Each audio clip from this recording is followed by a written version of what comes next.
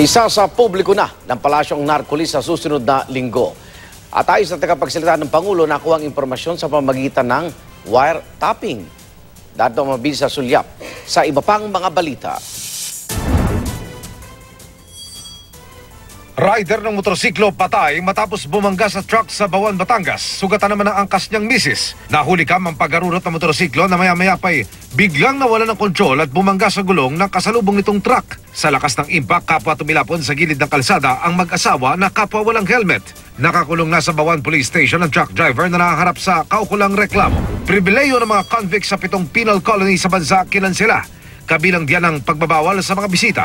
Ayon sa Director General ng Bureau of Corrections, ipatutupad yan para labanan ng patuloy na pagpasok ng mga kontrabando sa loob ng mga kulungan, lalo na sa Nubilibid Prison. Patunay raw dito ang mga nakukumpiska sa mga surprise inspection. Bukod sa dalaw, bawal na rin ang mga recreational activity gaya ng paglalaro ng basketball. Narcolist o listahan ng mga politikong sangkot umano sa iligal na droga ilalabas na ng Malacanang sa susunod na linggo. Ayon kay Presidential Spokesman Salvador Panelo, nakuha nila ang mga impormasyon sa pamamagitan ng wiretapping. Sabi ni Panelo, galing sa ibang bansa ang impormasyon, binavalidate pa ng PIDEA ang naturang listahan. Sabi ni PIDEA Director General Aaron Aquino, 82 na mga politiko ang nasa narco list. 64 diyan ay re-electionists.